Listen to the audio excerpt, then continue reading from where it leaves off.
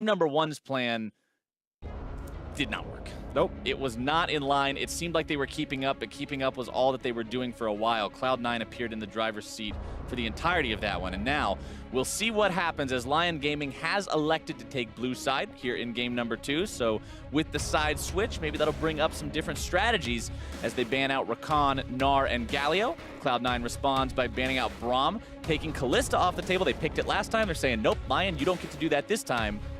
They got one more. I guess the question is, Sejuani is always an option. Jarvan is always going to be another one that they could look towards. And do they want to get rid of those champions when they're on the red side and they could pick more of them than just Lyon, who get the choice of one?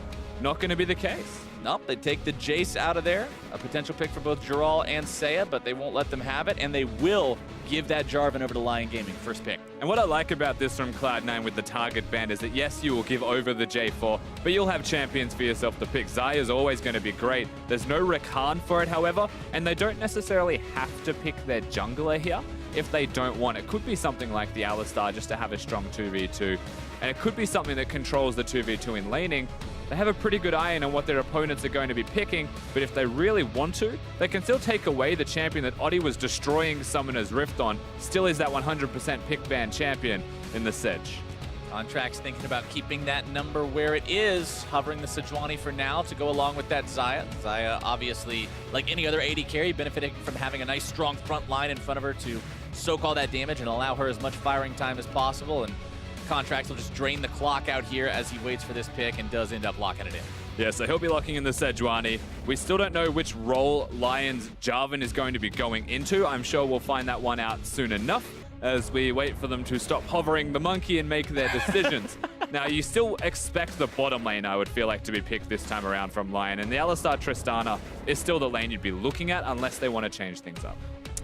Maybe one day we'll actually get to see one of these troll picks locked in. I'm just waiting. I always brace myself on that 1% chance that you actually do see the monkey locked in, but no monkey business today. Instead, it's just Varus picked up by Lyon Gaming, and the Tristana that they had last time was open, but they opted not to go with it. Want to try the Varus this time, switch things up a bit.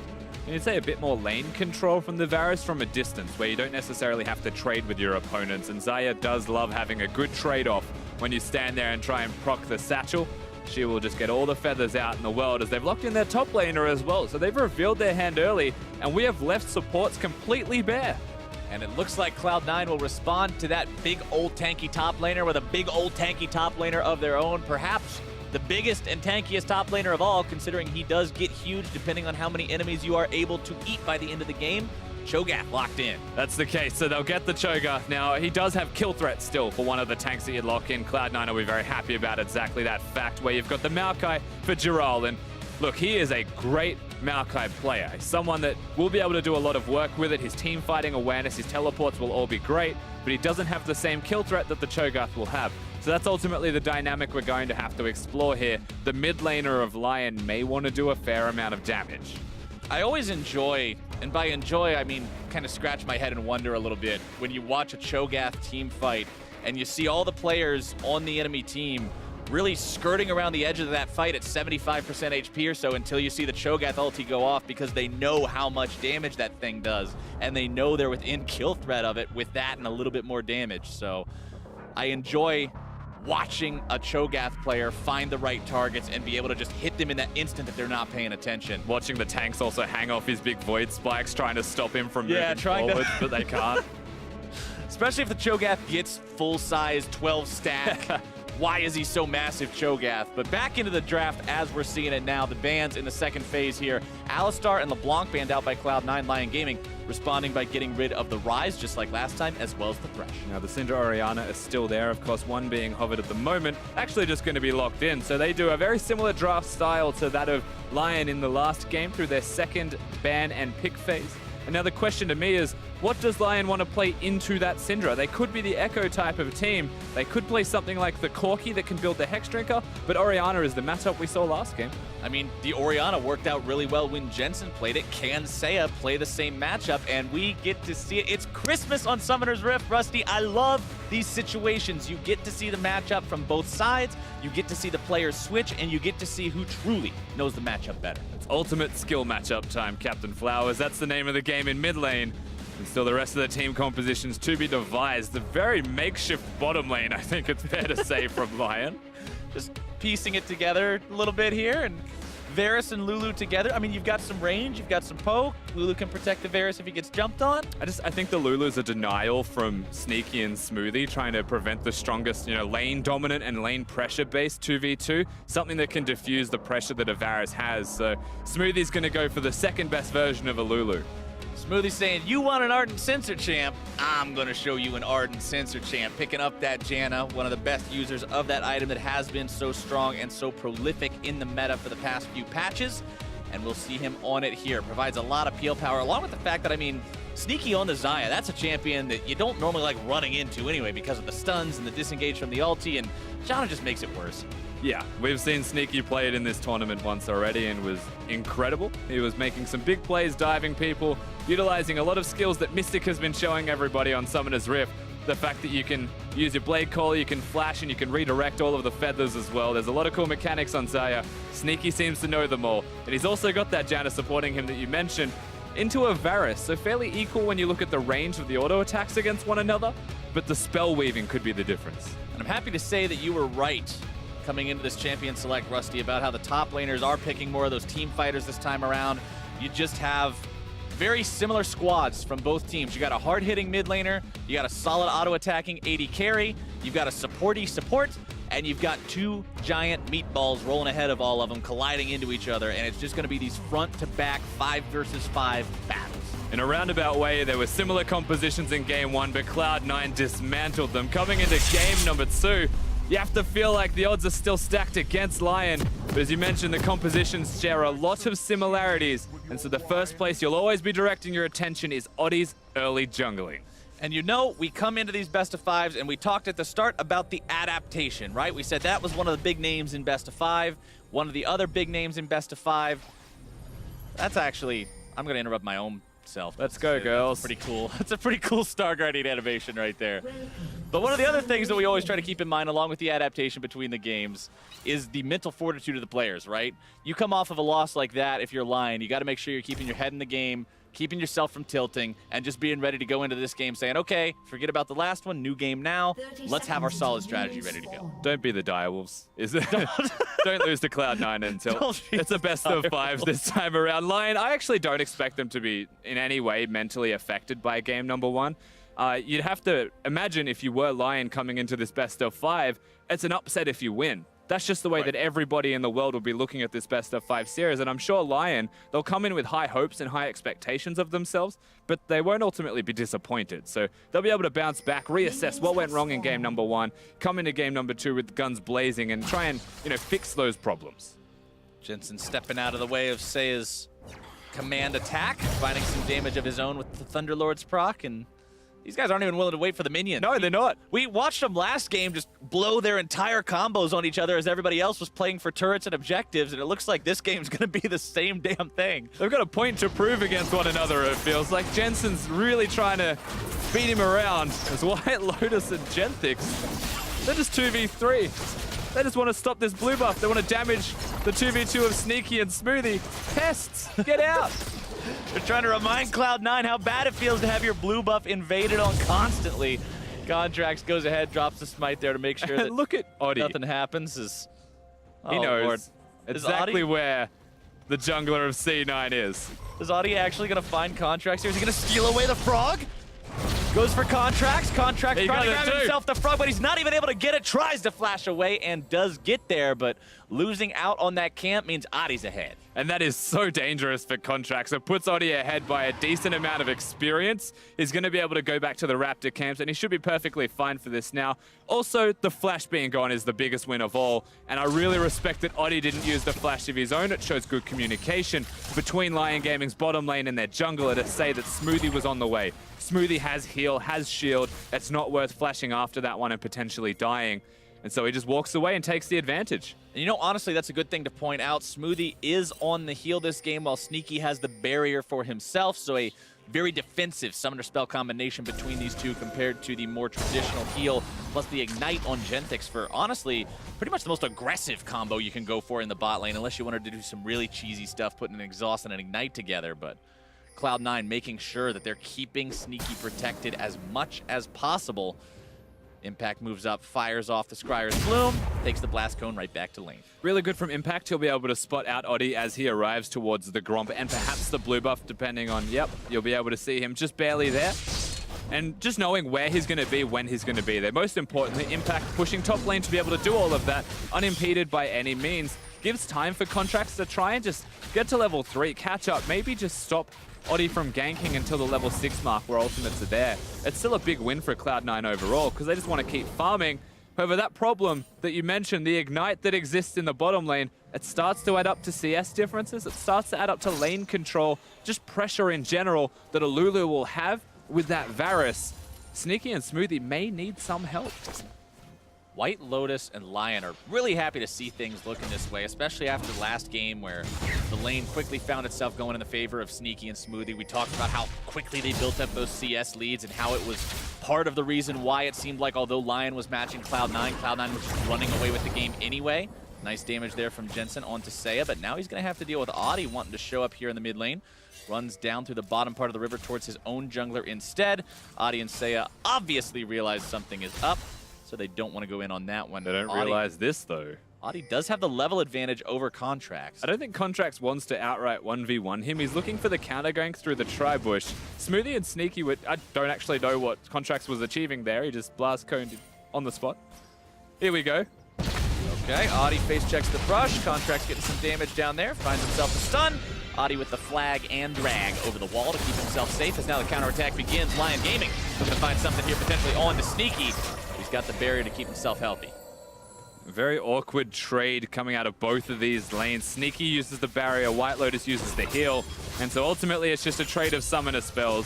And the reason Contract's even able to be aggressive onto Oddie with a level disadvantage is because he has the jump and he has the Janna nearby. So he's able to chunk him, force Oddie to disengage, and by Oddie having to disengage, he couldn't go in and go forwards when the rest of Lyon regrouped and wanted to. The Cloud9, they just get to regain some control down the bottom lane, push it in, maybe get a base in. Which is exactly what you were talking about earlier, right? You were saying maybe Cloud9 needs some help in this bottom lane. Contracts delivers it. It gives some breathing room to these guys, if nothing else, and allows them to keep this lane in an acceptable state. But Lyon's going to do everything in their power to stop this back from being efficient. They stopped the recalls. Definitely a good decision. It was on a cannon wave as well, so Cloud9 would have played that one out perfectly if they were allowed to go back to base, but they weren't. And so the lane continues, the pressure continues. Sneaky has limited mana to the point where they will lose this lane, they will get pushed in, and Contracts, even with the smallest amount of help he was able to provide to them, unfortunately doesn't change the state of that bottom lane, but Sneaky's still farming fine. Speaking of farming fine, the top lane also even between these guys. Mid lane pretty much even. Honestly, the biggest CS discrepancy we see is in the jungle, but that one's kind of not really as much of a discrepancy as you would think usually, considering the value of the camps. Yeah, you can have 10 for Krugs or 1 for a Gromp, but there is a gold lead there for the Jarvan of almost, actually over 300 compared to his counterpart in the Sedge. Yeah, taking the Gromp away super early, having tempo to get the second camp of the Raptors is pretty much the entirety of all of that. So he's doing very well for himself, compliments of what they did at level 1. Oddie does seem to like these level 2 plays with early cheese. Contracts down nearly a full level compared to Oddie as well, so not just gold, but experience going the way of the Lyon Gaming jungler. Sneaky and Smoothie trying to trade while the Janna shield holds, but still finding themselves at a disadvantage here against this combo of the Varus and Lulu. And you can't take away my blue buff this time is basically the name of the game. We'll take it away from you. They've got tempo, they've got control of mid lane, enough to get Saya free, enough to give him the blue buff. And perhaps it really is as simple as saying the Orianna in the matchup is the one who gets the blues now. Could be the way to see it. Contract still only level 5. Trying to continue farming up, get himself caught up with what he lost earlier. Oddie halfway to level 6. Both these junglers have those big impact level 6 abilities that truly make the ganks that much more effective, that much scarier. Almost going to be guaranteed to force a summoner spell out with either one of them or just get the kill outright.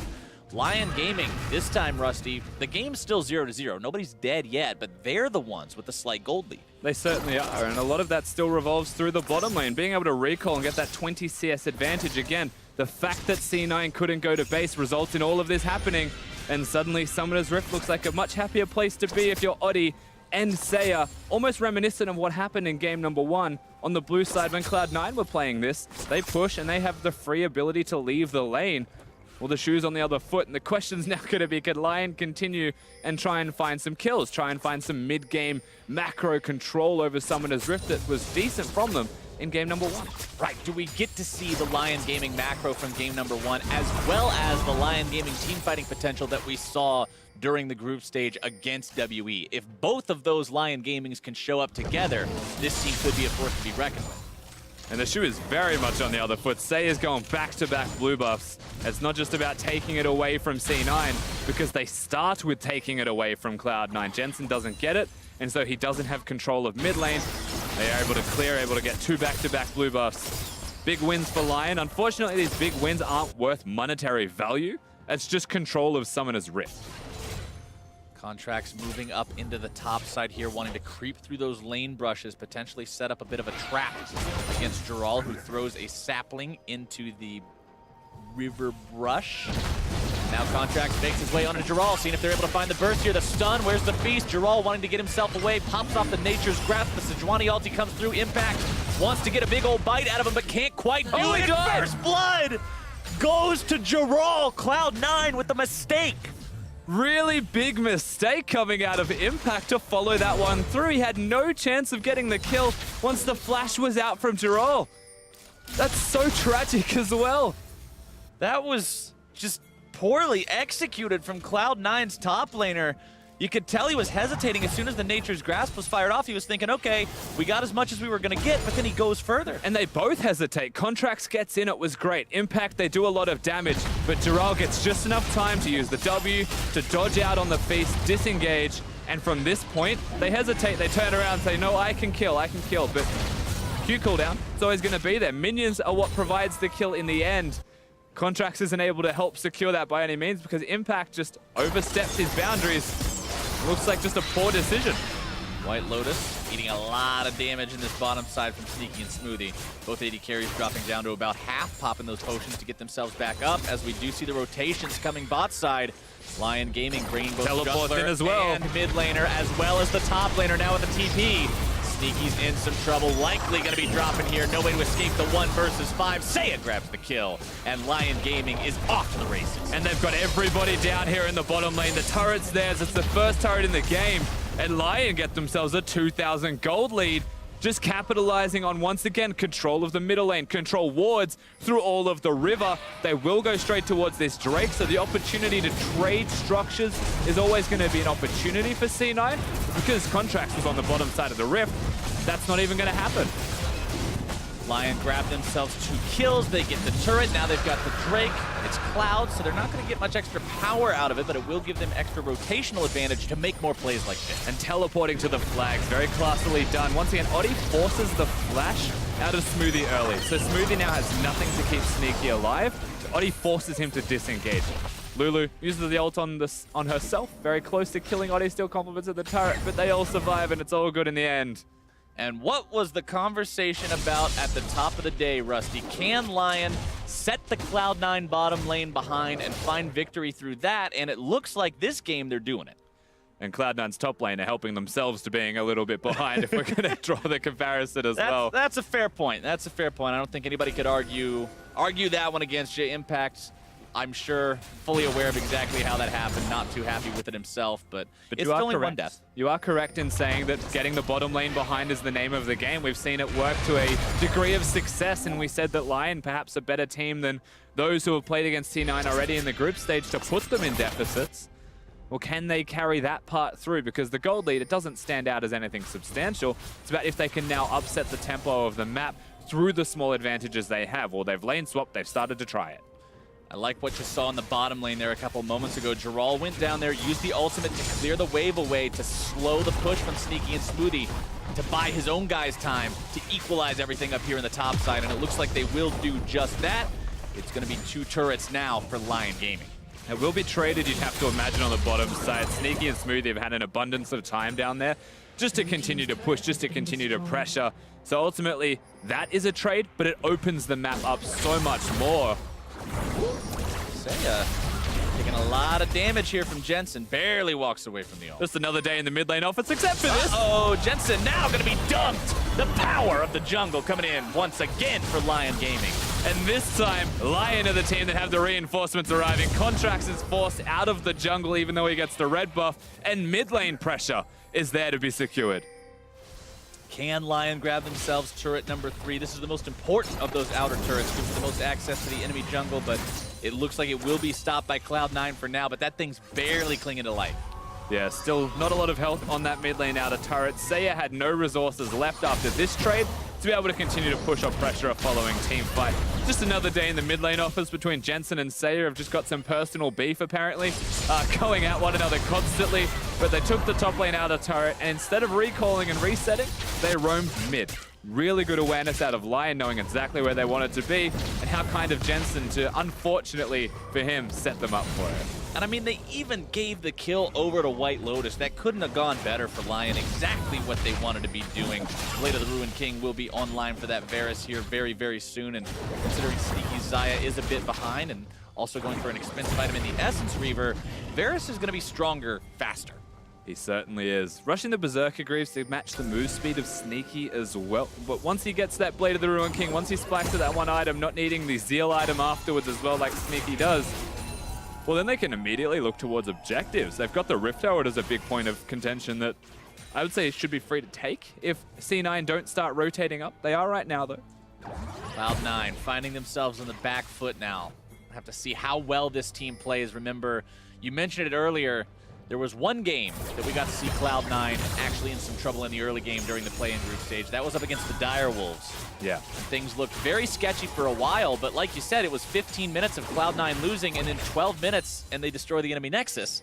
So you've got to make sure that you're keeping your game tight if you're Lyon Gaming here. You cannot give those opportunities over to Cloud9 to come back into the game. That's one thing Lyon's actually really good at in their own region, is preventing opponents from snowballing with a lead. Now they've got to make sure that they don't allow Cloud9 to do the same. That's definitely the case, of course, while stretching your own lead at the same time as they're going on Jensen. Jensen again going to be found out. White Lotus cashing in for the second time onto the Cloud9 mid laner. Just gets completely blasted. When you have no flash against the Jarvan, there is really no way to escape, no one to keep you alive in that situation when all of the damage from Lyon is starting to come online. And suddenly this turret is in jeopardy. It will go down. Look at C9 on the map.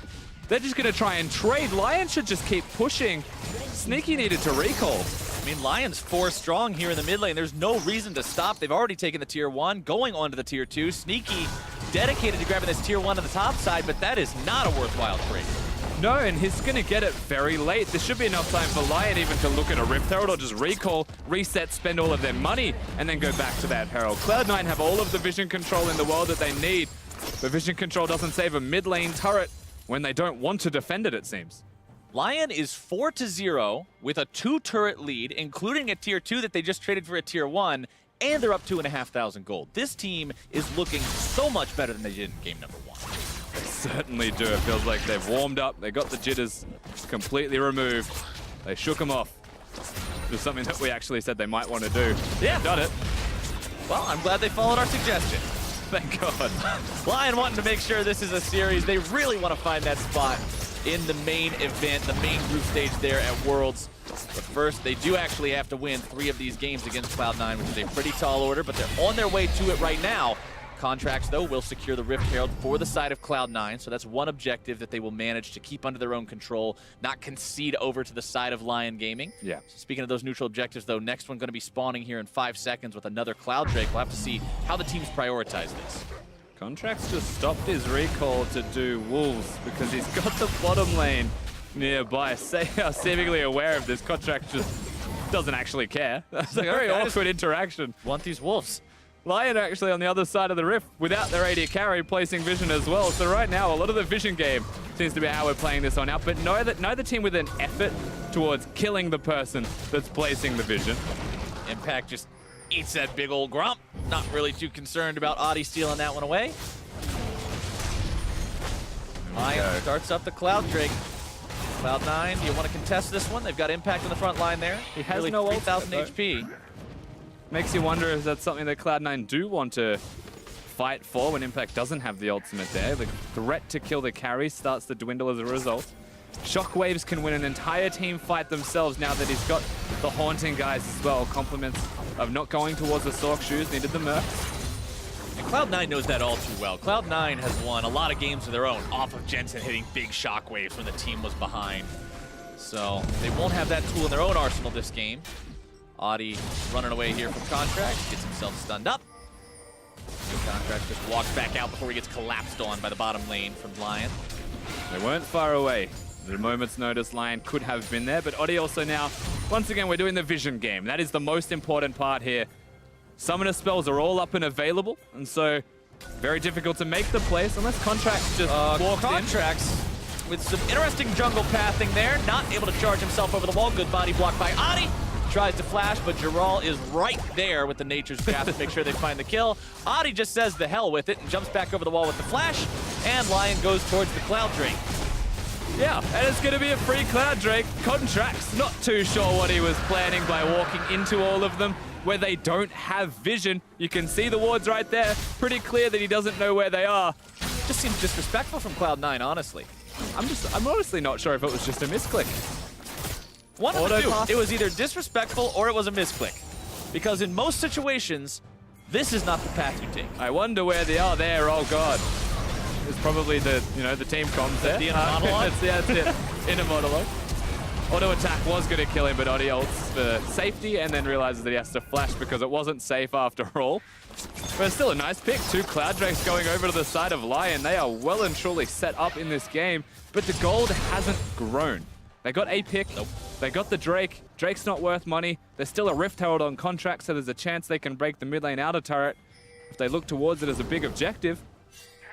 And this is starting to resemble a bit of what we saw from Lyon during the play-in group stage, where they would win the fights, they would find the picks, they would put themselves in a good spot, but they weren't building the same kind of leads that you would see from teams like WE, like Cloud9, like Fnatic when they got ahead, where it's like, okay, now this lead's going to get bigger and bigger and bigger until the game ends. Lyon takes more time to make those leads into something truly game-ending. Right now, Cloud9's trying to equalize a bit of that gold, but Shelly doesn't do much of anything. You'll take it though if you're Cloud9. A big chunk of damage done onto the mid lane structure means that they can take it down with any stray minion wave that Lyon forget to go towards. That was the blue buff spawn where Saya disappeared that they were able to spawn the Herald in the first place, and now they hang around. I don't know if they can make this play, but it feels like they really want it. All right, they're going to start things off. Sejuani ulti down onto Audi, and Jensen finds himself the kill. Cloud9 finally on the board, and they take the tier 1 turret down along with it. Big choice to just kill Audi, and I quite like that. Very reserved from C9. They don't want a team fight. They just want to try and get the goal back going for them. Any macro plays they can make, picking number mismatches effectively on Summoner's Rift, and utilizing, most importantly, their very good vision control that they have been placing absolutely everywhere throughout this game. From the moment they started losing, they just placed wards everywhere they could. Very defensive strategy, working out to staunch that bleeding a bit, right? You can fall behind, but as long as you don't fall drastically behind, there's always that opportunity to come back. You can always bank on a big team fight later. We've talked about how Lyon Gaming showed some impressive team fighting during the play-in group stage, but Cloud9 is also a team that has had a history of team fighting their way out of tough situations in the past. And it's very easy to play that game plan if you look at Lyon and their past track record just in the play-ins tournament as it stands right now. They get ahead early, the mid-game was shaky, and so if you just play strong mid-game like Team WE did, well, there's a very low chance that Lyon know how to react accordingly to grow those gold leads, to get themselves into the winning position. They're at the cusp of it, and suddenly the gold's now 1,000 from what was 2,000. Could have been 3 if they were the ones making the play, but it's not the case. All of the mid lane outers are gone, the mid lane inner is gone. They should be able to push up, get vision in C9's side of the map. But they can't. They're not. In fact, Cloud9 have majority of the vision control. You know, honestly, that gold lead you're talking about, if you look at where the gold is actually allocated, the top and the jungle, the front lines for these teams, very, very close. The bottom lane actually evens out as White Lotus is 1,000 gold, well, 1,500 now ahead of Sneaky, while Genthix is a similar amount behind Smoothie. But then if you look at the mid lane, it's Saya with a significant lead over Jensen. That's been shrunk a little bit now, but he's still got the lead over the guy who is normally the star player for Cloud9. That's a coin feeling, if ever I've seen one as well. Rushing the Ardent Sensor usually the name of the game, but in this case, they can upgrade their sight stones. They've got all the money and income coming in for Smoothie. And as laning phase dissipates for Genthix, he's not going to be auto-attacking everybody nearly as much, so he won't be earning the same amount of gold. However, you do have that big AD carry in White Lotus. Going to have a QSS, so very difficult to kill, honestly, at this stage. And when he's got the frontliners, yes, they're equal. Still a Maokai and a J4 who's building relatively tanky. Knight's vow to keep him alive. How do you get to the Varus? Worth pointing out that Maokai tanky with the Righteous Glory and the Spirit Visage. Righteous Glory also up on the Cho'Gath, who has completed his Gargoyle Stone Plate. Means not only is he that much tankier, but his Feast also has that extra damage multiplier that makes it that much more deadly if he finds his way onto one of those squishy targets, or even to execute one of the tanks, like what we saw into Audi. And he just straight rushed that as well. The game plan from Impact. We have seen some Cho'Gaths go towards adaptive helms, maybe third or fourth item. We've seen some not go Gargoyle Stone Plate at all, but he wants to kill those carries. He wants to get in. And here we go. Here we go. Fight going to be breaking out onto the front line. Goes Contracts, throws down the ulti. Not finding anybody with the stun. Immediately Smoothie getting himself rooted up by the ulti from the Varus. As now Geralt makes his way into the thick of things. Going to be Wild Growth, but immediately flashes his way out of it. Sneaky now finding the opportunity to fire onto some isolated targets. Shockwave not going to be coming up big this time. Sneaky grabbing the kill onto Geralt as Smoothie looks to refresh the fight with the Janna ultimate. Lyon trying to get themselves out of this one. They've lost the fight for now. We mentioned Cloud9's team fighting, and it shows up here. Dural goes very deep by himself. Impact still had the ultimate at the end of this fight as well. The carry threats. How do you get in when Cho'Gath threatens killing you? And when the Shockwave misses, which was smartly played by Cloud9 to dodge it, well then a lot of the team fighting capabilities starts to go away for Lyon. Well played team fight from Cloud9, but it was capitalizing on the over-aggression from Dural, who wanted to go forwards, use the Righteous Glory at a time where his team probably couldn't follow him up, and that was the case. They were zoned away. The second they tried to get it as well, Smoothie is just a machine. Take a look at exactly how it all went down here. Got our camera angle zooming into the river as the two teams collide. And Lyon evidently want to go for this fight. White Lotus has used the ultimate. He traps a lot of people in place. But Dural goes in here, flashes away as Lulu ults him, and then Sneaky's just got free reign on both of them with Jensen. They're in trouble. Flash from the Shockwave as well, and then watch Smoothie as White Lotus wants to come in and do damage. Just chucks them all out and says, not today. Team fight's already ours. And that victory also affords Cloud9 enough presence on the map to grab the third Drake of the game, keep Lyon from getting that 3 Cloud Drakes to nothing advantage, giving them a ridiculous 75 move speed. Now it's 50 compared to 25 out of combat, of course. Much easier to digest comparison. Everyone's moving quickly, though. That's the name of the game. Everybody's sped up. We've got a Janna, we've got a Lulu. Orianna even speeds everybody up. We're going super quickly on Summoner's Rift. Cloud Drakes are just going to augment that, especially when we get closer to that Elder Drake time in the game. And I want to point out, the gold lead has shifted ever so slightly. It's the smallest of leads, but it is in the favor of Cloud9 now, even though they're down in turrets and kills. Now they're looking to start things off here onto Audi, who's going to be saved by the Wild Growth for now. Shockwave finding its way onto Contracts, who's the first casualty of this fight. Impact going to be forced to flash out now as well. It's Cloud9 who commits the sins that Lyon committed last time, and they go too deep. They certainly do. So Lyon with that one pick, yes, it's only under contract, but that's the jungler at 26 minutes. Baron is always a threat, but look at Cloud9's wards. It doesn't mean that they can just walk into Baron willingly, Lyon, without Cloud9 knowing. So they walk through the jungle back to their middle lane. They'll defend the one place Lyon we're looking at. They're going to pick, but what does the pick mean for Lyon, where Cloud9 got a Drake, where they've got the gold lead, they got everything. It looks like they'll try for this. Going for tier 2. A little bit more damage to burn through here. Impact will do as much as he can to clear the minion wave away. White Lotus going to draw the tower aggro there, but it doesn't really matter that much when you've got the Lulu shield and another wave coming up right after you. Lyon does find their reward for grabbing that pick early. Playing around the rift, pushing mid lane, rotating the bottom lane. This is what happens when you have side lane control. Lyon were able to just walk back to those minion waves that were prepared earlier. So they get a turret, they bring back that gold lead. We find ourselves in a very close game number 2 here, Captain Flowers. This is the kind of game I was hoping for this whole series. Contracts firing off the ulti in the replay. He goes forward. He is the one engaging. That's the difference between the two fights. Shockwave, Jarvan ultimate. It was an awful lot used for just the one member of Cloud9, but they get that pick, and it means that they have to disengage Cloud9. They have to back it up. They did. Now Cloud9. I jinxed him last time. I said, Cloud9's ahead in the gold. Look at that, Rusty. And sure enough, as soon as I say it, Lyon says nope. But now, Lyon is back in the driver's seat.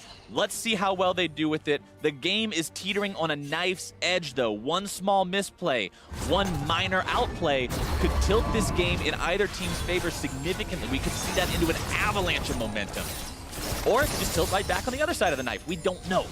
Now, as you get to 28 odd minutes into this game, I absolutely believe that if it is on a knife's edge, that one moment means more. It's much more significant. The knife sharper, if we're going to follow with the analogy as well. You got those big team fights. The Baron's always going to be a place of contention. The next Drake's only the Ocean. It's not going to be an Elder. Yeah, he's not very important, is he? No, unfortunately for him. Poor little Ocean Drake. He's pretty cool if you get him the first time. If he's the first Drake to spawn, you grab him early and he's there for the laning phase. He does a lot for you. Man, if first Ocean Drake shows up 28 minutes into the game, you're just not very concerned with him at all. He doesn't do anything except add just some extra damage onto your Elder Drake buff, maybe. What he does do is die so that the Elder can come up afterwards. The most exciting part about a 28-minute Ocean Drake is what's next. You kill him, you get him out of the way, and you get the next one in there. Speaking of killing stuff to get it out of the way, removing some of the vision now that Cloud9 plays down around the mid lane. Lyon clears that out as they continue to try to vie back and forth for this positioning here around mid lane. You talked about Baron, how that's always going to be a factor, and right now... This bush is literally where the game's being decided, it feels like. Impact going to be the target here by Lyon. Contract's throwing out the ulti onto White Lotus, trying to disengage things here. Nature's Grasp fired off, finds its way only onto Contract. Impact is isolated by himself. Impact trying to get himself away from this one. Audi now going to be feasted upon. Impact, though, taken low and taken down. White Lotus grabbing himself the killing spree as now Sneaky has to disengage. Giral so tanky with his own Gargoyle Stone Plate. That's another 1 for 0 for Lyon. So many things were used in this fight except for the Shockwave from Sayer. It is up, it is available. Oh, they're going right back into it. Jensen forced to flash out. Sneaky looking for the auto attack damage. Giral on the front line looking to isolate Contracts, pulling him back in. Shockwave going to drag him further back into the clutches of White Lotus. Contracts walks away. For now, Sneaky still very healthy. White Lotus still full HP. So much on these AD carries. 3-0 and 3 on the Varus, 1-1 and 0 on the Xayah. 3 items completed on both. Very tense fighting coming out of both of these teams. Sneaky is doing so much work. They caught Jensen out of position, it looked like, but his stun on the back end of that was incredible. Cloud9, they are teleporting in for this. Lyon are going to match it. What a Baron call by Cloud9. This is the kind of really interesting play that can make or break the game. Now Baron's going to be below half HP. Giral in the front line. Contract's going to be tanking. Jensen needs to back away. Contract needs to back away. He cannot get out in time. They're going to go back to the Lyon Baron. has found the Baron leashed for them by their opponents. Cloud9, now they're the ones who have to stop this. Varus ulti misses. Chains of Corruption not finding the mark means a lot of CC not available on the side of Lyon. Giral's still doing the Baron buff as well. This is just the biggest bait of all time. They have to back away. Nobody has anything up and available. Both sides have to quit. Everyone's out of resources. Everyone's out of momentum. Sneaky backs off to grab himself some creeps, and we all go home. Some of them with a limp. Thank God. Some dead as well, actually. Contracts is in the death chamber for 10 more seconds there.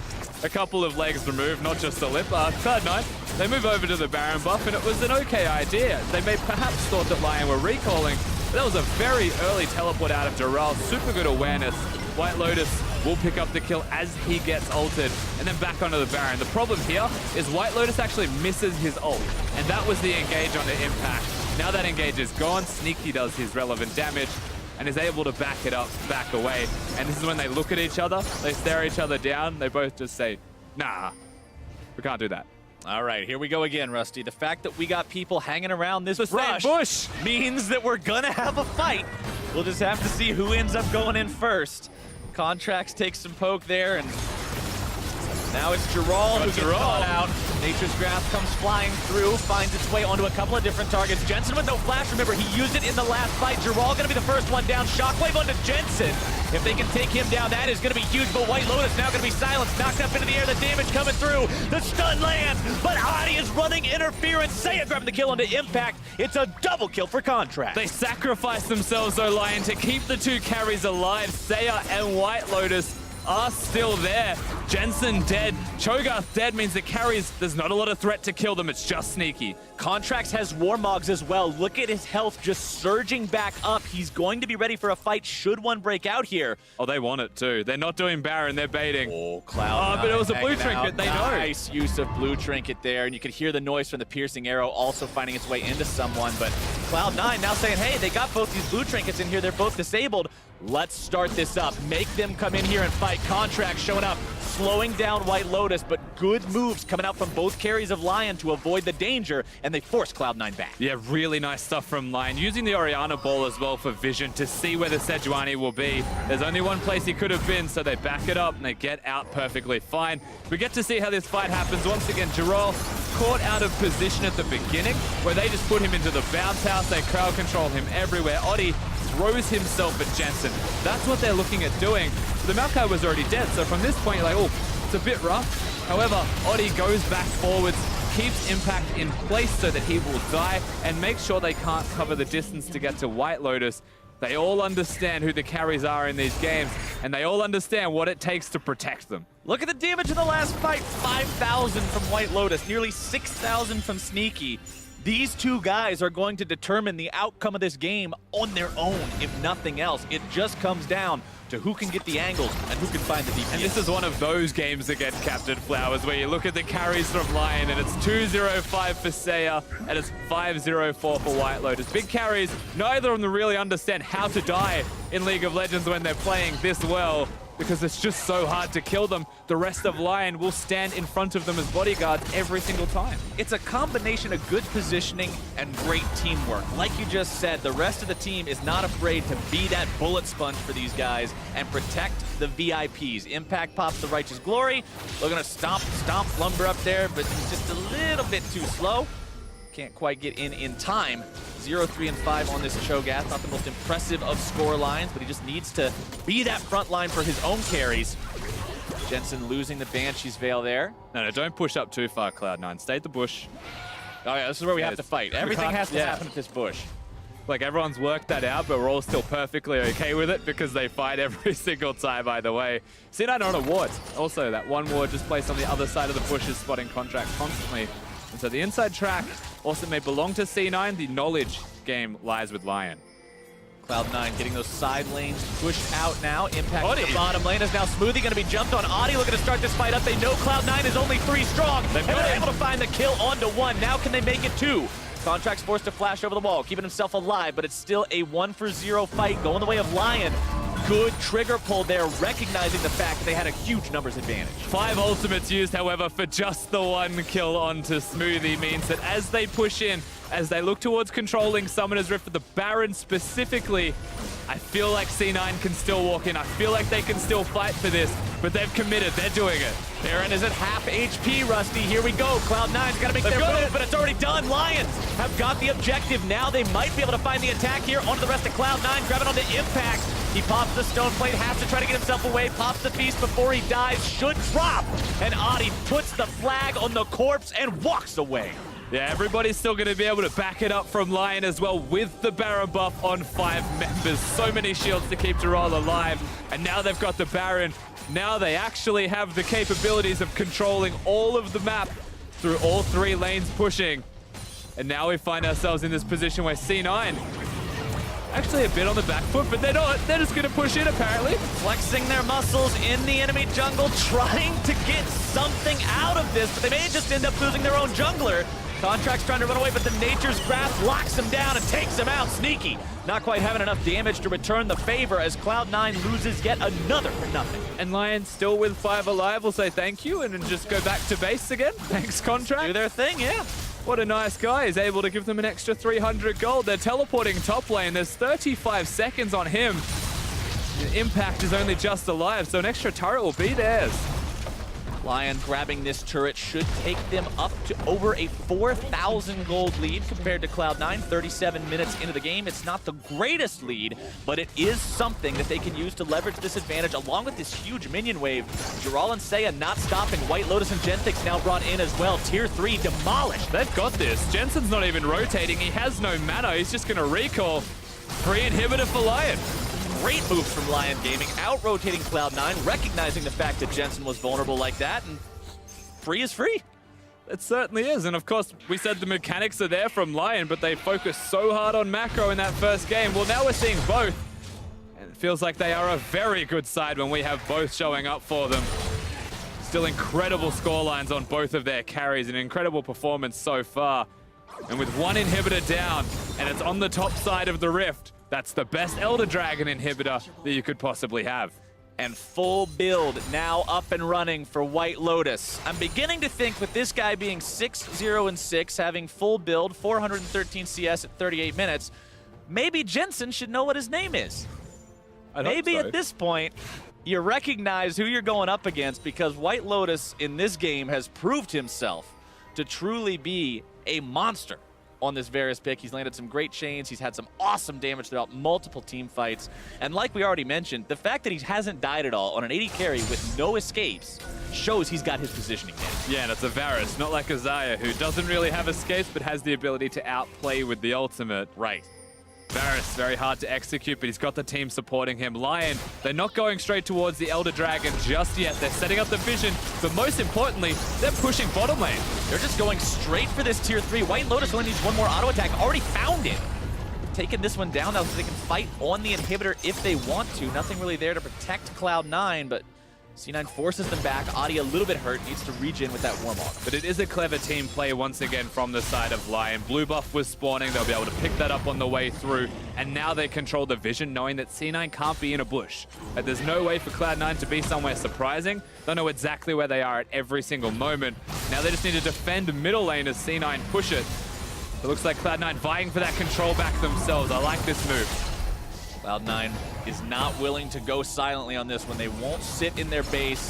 They're not just going to wait around for Lyon to take the objectives and look to end, but now they're on the retreat. They recognize the fact that they are behind. They've got to respect what Lyon can do as a team. Representatives from Latin America North proving their team fighting capabilities multiple times throughout this game alone, let alone the play-in group stage. Now looking potentially at this Elder Drake. Remember, super minions are already looking the top at it. part of the base. Saya the target of Contracts. Ulti not really finding a lot there. Malphite's Now Contracts, the one who's taking a lot of damage. Ulti also coming out from It's Duval. all zoning. They want to get the Elder. They're still trying to get it. Redemption comes down. Cloud9 still maybe looking to take the fight, but it's Adi who's able to lock 3 into the pit, as now he's soaking the damage. Impact here on the front line, taking a big bite out of the Jarvan.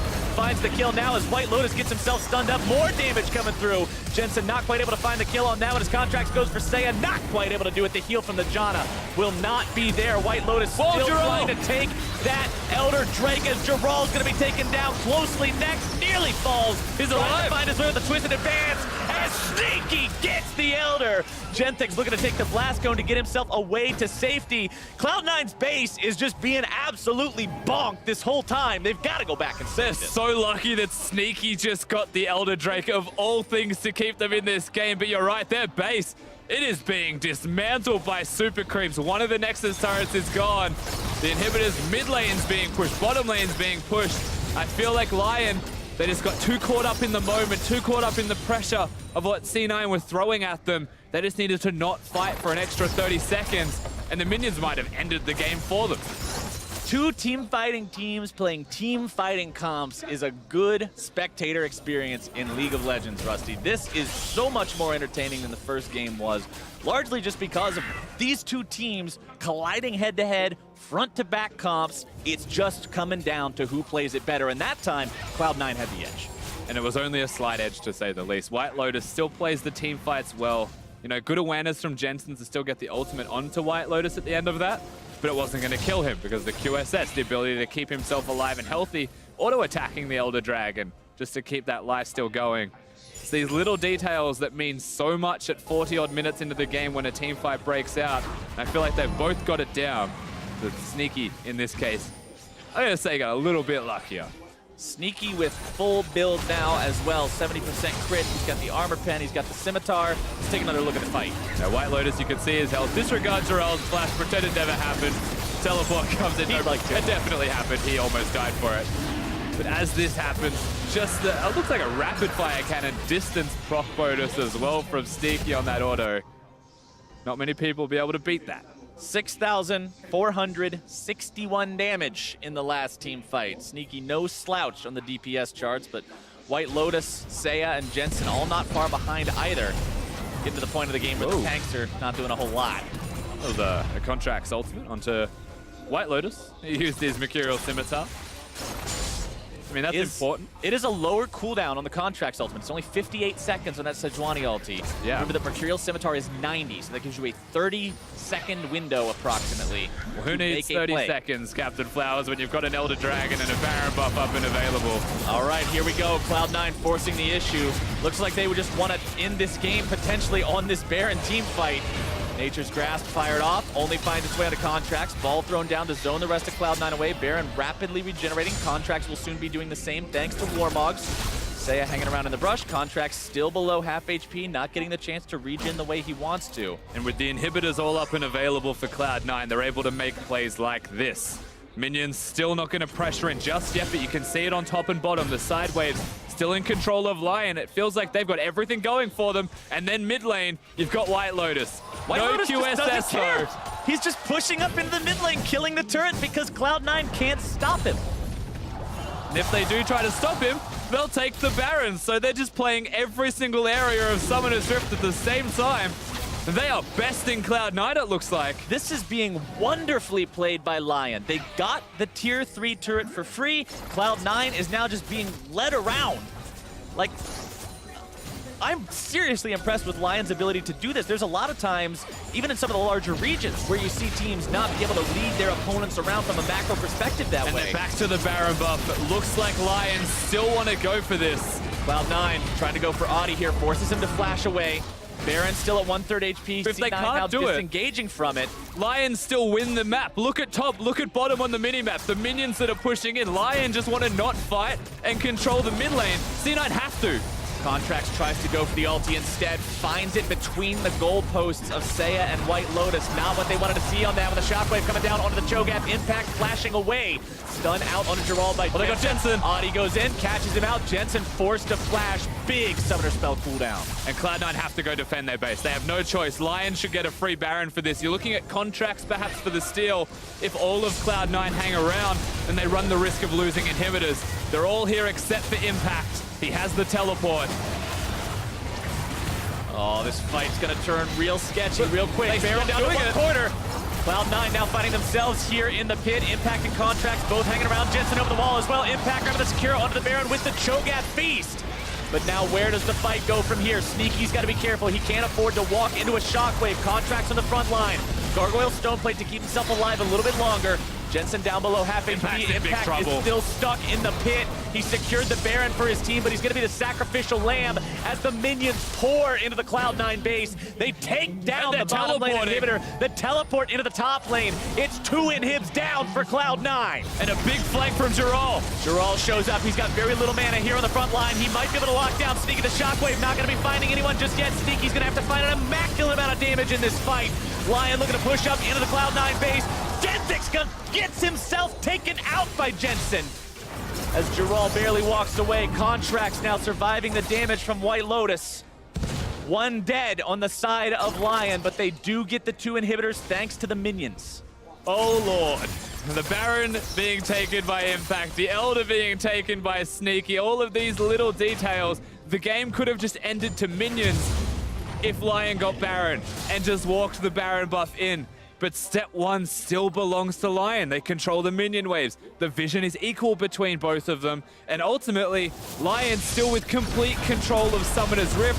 The only saving grace is the coordinated Feast and Smite from Contracts and Impact. Look at Seiya controlling the carries of C9. The ball's always just next to them. They want to walk in. They want to do damage. But I mean, they literally cannot. The shockwave will kill them if they do. So they have to back away. They acknowledge that Impact's dead. And that's the trade that Lyon saw, and they said, we can win the game from this exact moment. Close, but not quite. Cloud9 continues the eternal defense. We're at the point in this game, Rusty, where the gold's not starting to mean a whole lot anymore. And even if it did mean a whole lot, there's only a 2K difference between these two teams after 47 minutes of fighting. Damage dealt total this game.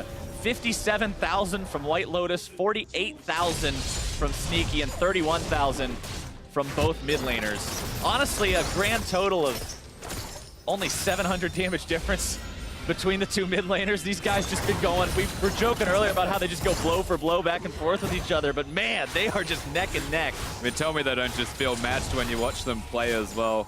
Even in game number 1, the difference was the blue buff more than the skill of the player. 7-0-7, the scoreline of the AD carry from Lyon in White Lotus. What a performance from him so far, but it still takes that one more team fight. That's what we're waiting for. Cloud9 will be stuck in their base for this team fight, you would have to imagine. And the mid lane inhibitor is the one thing that Lyon want and need. Cloud9 will do everything they can to protect it. Obviously, once you lose all 3, that's when the double super minions start pouring in, and that's when the defense just becomes a full-time job.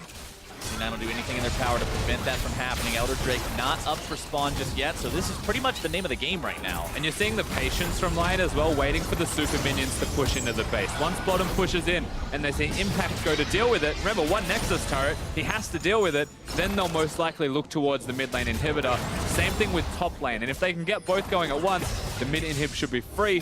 So far, C9 defending extremely well to try and keep them out of the base. Adi takes a single auto attack from Sneaky, and it doesn't really do that much damage to him, for being quite honest. For a 6-item AD carry, Adi's pretty tanky. Contracts and Impact also hanging around 5,000 HP. Here they go. Top wave is pushed in. They saw Jensen deal with the minions. They stuck to... Oh, that was a lot. Big root onto White Lotus. Contract ulti just barely going to be missing out on that one. Gerald trying to get himself away. Fires off the Nature's Grasp.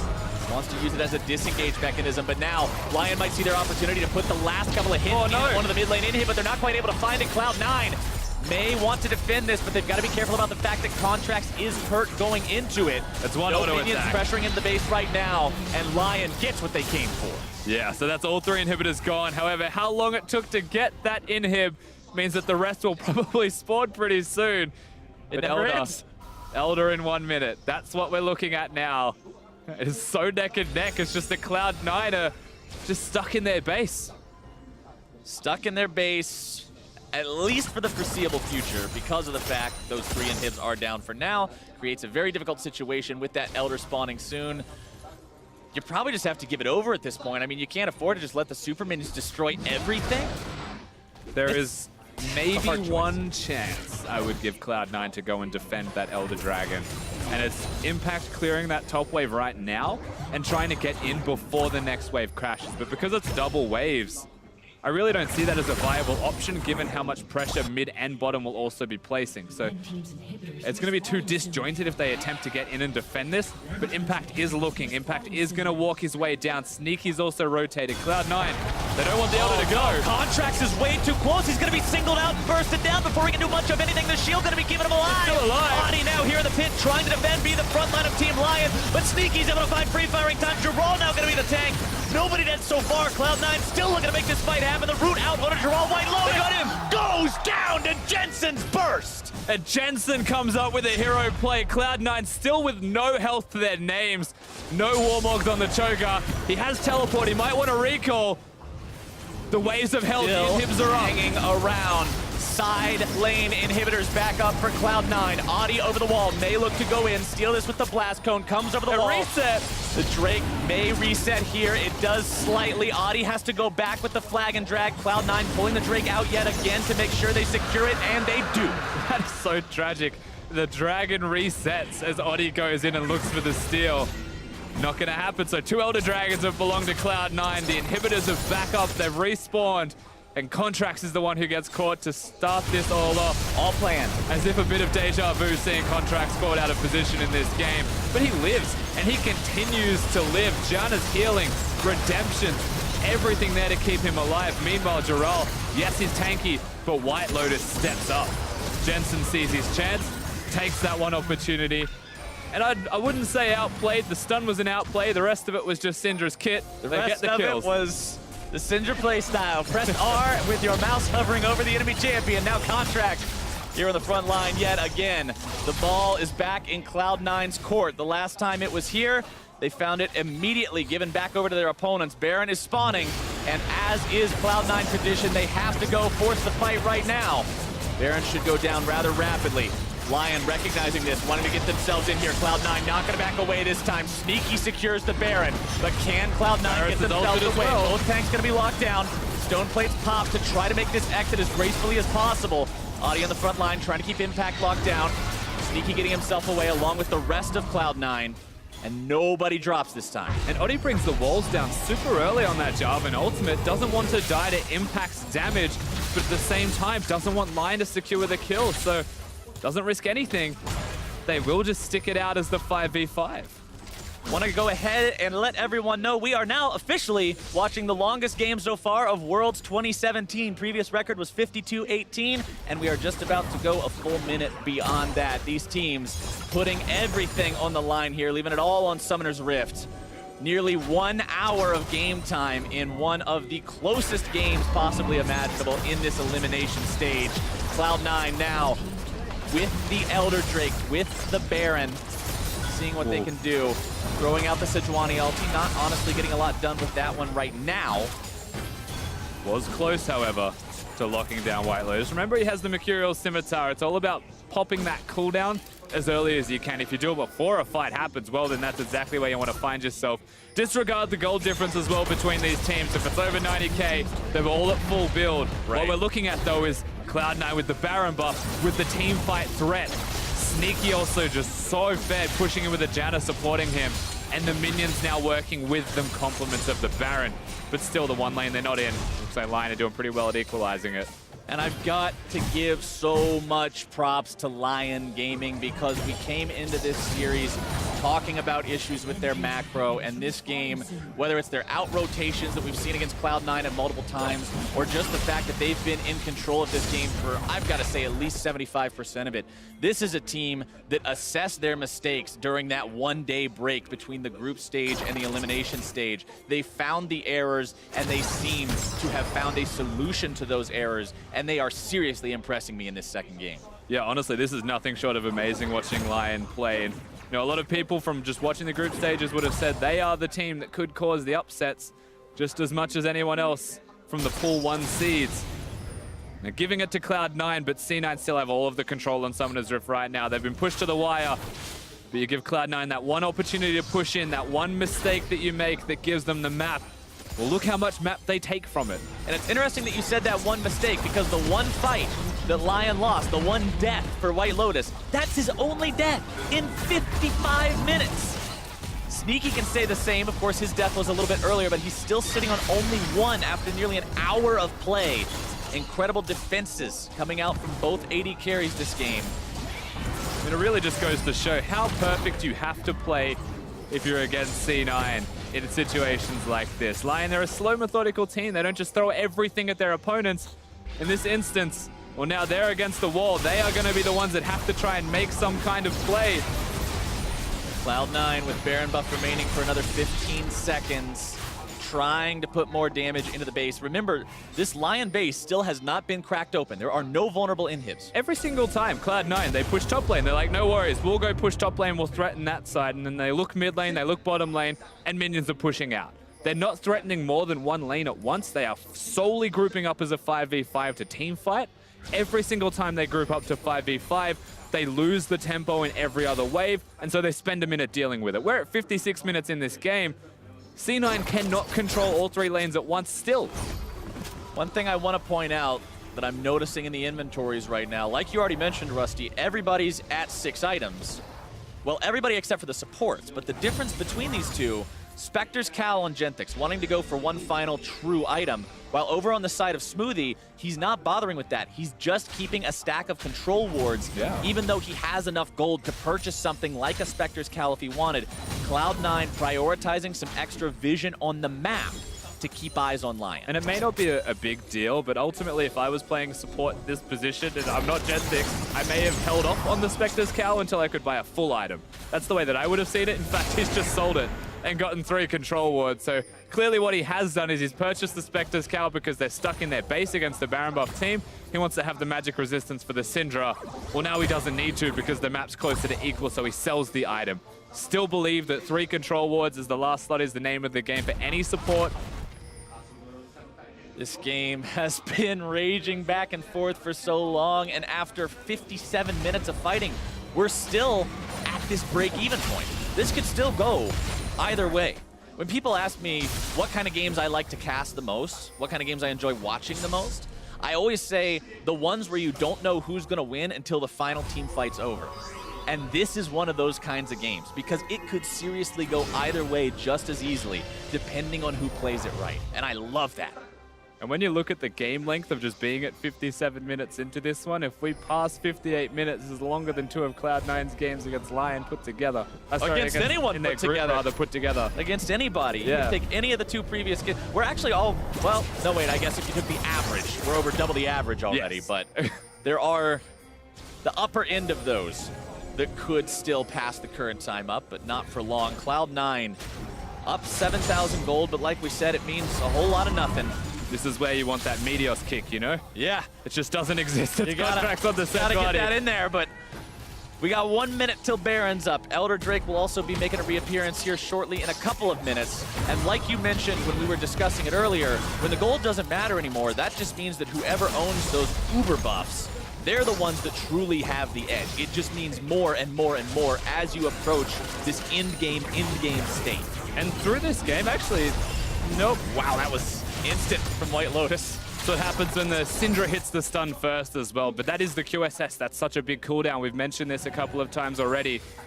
This could be a really bad state for White Lotus to find himself in, knowing that he doesn't have the QSS there to keep him alive if Syndra finds him. If Sejuani has the ultimate back off cooldown. But it is such a tricky window because you've got to wait the 45 seconds for the Sejuani ult to come back, and then you've got to execute in the next 32 seconds after that. And would you believe it, Captain Flowers, we're back at the bush. And there's a fight Where it all potentially happening. started is where it may all end. Cloud9 looking to potentially go onto Lyon here, but not finding the rupture means that plan will cancel out. Still looking to contest vision over this brush. C9 still have control of mid lane, though. They've pushed the wave out. They don't need to respond to the Baron unless Lyon are doing it, which they are right now. The push is on.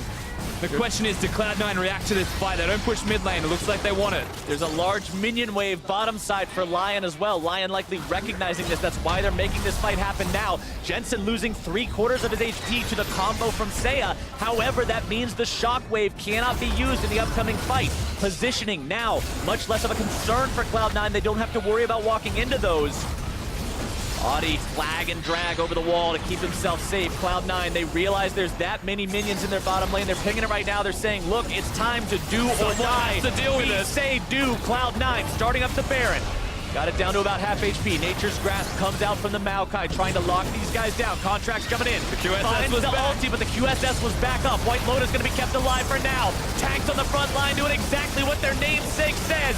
Jarol and Audi trying to stay alive, but the first kill goes to Sneaky. Sneaky's damage is incredible, though. It looks like Cloud9, with the reset of Smoothie's ultimate, they're not respecting the base. It is starting to die. One inhibitor's gone, but they're back on the Baron. Look at Audi. Cloud9 trying to take this Baron. Their base is being taken apart, though. They've got to make sure they finish this off cleanly. Baron down to about 3k HP. Audi comes into the pit, but it's secured by contracts. Audi likely going to drop here as a result of jumping there into the pit. Now Sneaky on the killing spree. They're finding the kills onto Lotus and Genthix as well. It's one man versus the world. Seiya stands alone. Still the triple kill for Sneaky. Teleport there from Impact. They are not looking at defending their base at all. They want to end this one right now. 4 people dead for a very long time. You would have to imagine the Cloud9 can do this. As long as they walk in 1 minion, Seiya's got Rogue. Seiya knows that he cannot defend 1 versus 5. He is got going for so the outplay. rogue. Cloud9 has 1 minion there. Seiya trying to flash, clear these minions out of the way, but it will not be enough. 61 minutes into the game, and Cloud9 finds the win. That was a very long, intense game for both of these teams, but ultimately Cloud9, they're able to put themselves up on that pedestal 2-0 in the best of 5 series. And we said after game 1, maybe it doesn't affect them mentally if you're Lyon. Well, after game number 2, I'm going to say that one affected them just a little bit. Holy moly, if a game like that doesn't affect you mentally in terms of being fatigued, in terms of being exhausted, you are not human. I don't care whether you're Cloud9 or Lyon, to go through that and finally reach that ending 61 minutes in. That is grueling. And I was almost convinced for most of that game that White Lotus was not in fact human, that he was some kind of specially crafted robot for League of Legends, but he does show that he has the ability to make mistakes, even though they're rare, and Cloud9 still show they have the abilities to capitalize on those mistakes. And one death, and look at what happened for Cloud9, the goal graph completely shifts. They give themselves the entire game just off the one moment that Lyon just have a lapse in judgment. That one little moment being the shifting point is just one of the stories that we see repeated time and again at the top level of League of Legends. It's the smallest things that can make the biggest differences. Cloud9 were able to bring that game back, and to find out how that happened, let's send things over to the analyst desk. Thank you very much, Captain Fox. I just want to start off by saying, as good as Cloud9 looked, White Lotus was a machine that game. Yeah, I mean, this is the kind of breakout performance for him. He was given a lot of resources early. This is what we were saying at the start of the day. This is the guy that is most likely going to have to carry Lyon Gaming over the finish line here. It reminded me a lot of his series versus WE, the very first one where he was playing Kog'Maw, was like 7, or ended the game like 10-1 and 7 or something like that. Or actually there was one from Patton as well that was very similar. But it's almost like these guys make it to that late game, and then everybody else around them kind of falters. The engage isn't correct, because both him and Seiya were getting into that late part of the game with 0 deaths. There's only like 1 or 2, I believe, 2 of them actually for White Lotus, and both of them were really him trying to be too far forward, trying to actually get those auto attacks down on the Varus. And we wanted to see a bit of a shift coming in from Lyon, and we definitely did. It felt like they were playing so much more around their bottom lane. As we look at our first replay of this early tower dive, we can see Lyon, I think, have found a potential way to win out here against Cloud9. Absolutely, and Audi also having the Jarvan pick had a great path to start this game out. A little bit more aggressive jungle option allows them to get these advantages. Also, they put more focus on counterpicking their bot lane, and they emphasize those 2 points right there in that dive, and it starts blowing sneaky up, and that's where the game slowly starts getting out of control for C9. Yeah, Audi just seems like a really innovative jungler in terms of his routes. Like, he's going to try things throughout this series, so it's hard to read him. And I like that he went for the bottom side this time and went for the invade to try and put contracts behind, because he was a big part of how they got ahead and controlled blue buffs. And now he did that this time with the winning bottom lane, which allowed them to kind of dictate the pace of the game early. It just got to the later part of the game where they weren't able to close, and it started, like, we're looking at score lines where they're very far behind on Cloud9's side. If you're just looking at kills, we had 5-0 in kills. It just kept getting bigger and bigger. But Cloud9 are still in it because they're just macroing a little bit better. Right, the gold lead never became huge until they finally got that first Baron buff, but at that point it was 35 minutes in the game, I believe, and the game just kept grinding on and on and on. They found time to get the gold lead back in their favor, and C9 made it so this was basically a coin flip game. And I just want to say, both teams keeping their composure in such high-risk scenarios, but ultimately it felt like one of the big turning points was, as good as White Lotus played, as many skill shots as he could dodge, he could not dodge everything. So as we take a look at this next replay, brought to you by Acer Predator, we can see that Cloud9 still finding openings despite being behind. That mostly tracking White Lotus and just how much damage actually flies his way here and who ends up doing that damage. Because right now he's being shielded constantly, the Lulu ultimate just gets blown there, and now White Lotus, even with the Knight's Vow on him, gets stunned, has the W land on him, the flash forward, Q, and ultimate simultaneously is what ends up killing him there. So even with the Knight's Vow on, and then the Lulu ultimate was on cooldown, he gets blown up because Jensen sees the opportunity. It's just really hard to understand that stun was coming at him, because the Xayah feathers are actually very similarly colored. A lot of noise, so, yeah. It's really hard to track that stun. I saw one ball coming, I didn't even see the other one because it didn't look like an actual stun. It looked like a Xayah feather, and then he gets hit by it, and at that point in the game, yeah, Jensen can blow up anybody in the entire game. Yeah, and we're looking at it in that replay, right? We kind of aren't in the game. We aren't really just having our blood pump or anything like that. And it's still hard to decipher all the information, the Xayah feathers, the balls on the ground. There's so much visual clutter and noise with these big tanks like Cho'Gath using stone plate, etc., that it's very hard to track everything in the fight. And as soon as you miss one thing and you don't see it coming, then you end up dying like that. And really, White Lotus played his heart out. But Jensen, this is a guy that we've been saying isn't really clutch in those high-pressure games. This is a best of 5 to get them into group stage. They drop this, there's nothing to save them. He stepped up there in that moment. Yeah, definitely looking good already, the 2-0 start. As we take a look at the final fight, we can see how when you get this late in the game, you need those clutch players to step up. When you have those windows or opportunity, you need to take them. And White Lotus, excuse me. White Lotus was definitely the main focus. We've been saying it so much behind the screen. He was the main focus the entire game, but Sneaky actually had a monster performance as well. You see him here putting out a ton of damage down on the front line of Lyon Gaming, who are basically perma-CC'd. They're unable to get out. Jensen finally drops his ultimate to finish them off. And once that first frontline member is down, it's almost impossible to play team fights out. Janna also able to top up the rest of her team. Well, remember, this is when Seiya had used his ultimate to try and pick Jensen, and it got reset by Redemption. So he doesn't have his ulti until right now, and he uses it, it chunks them out, but then they flash away from the piercing arrow, which may have been enough to actually take out Jensen there, and that saves them there, and this Baron goes over once again. 24 HP. So close. This whole entire game was crazy, but once they committed to that Baron, there's no way out. C9 kill a couple more people and finally able to run down mid lane. Hey, so it's like coming down to coin flips. That was a lot of coins being flipped in this game. There was a hell of a lot of coins. Too many coins. Yeah, it's a coin flip flipped many, many times. I think the big thing for me is ultimately, what do you feel like brought it home for Cloud9? Because this was incredibly close. There were so many fights that could have gone either way, but like, what was actually the deciding factor here in this game? For me, I would have to say that it was that they didn't blow the game open quite fast enough. They got a lot of picks around the mid lane, but they weren't transitioning that into big advantages, where the Goldie never really broke 2K until they finally got that first Baron. And that was, like we said, 35 minutes of the game. It's great. They get all the inhibitors, and then they needed one more play after that to end the game, and it felt like they never quite got all of them in a row, quite like C9 does when they get a lead. Yeah, I think my biggest issue with what closed it out for C9 was Lyon were in advantageous positions, but they never used the map and used things like split push, used the minion waves that were crashing into C9's base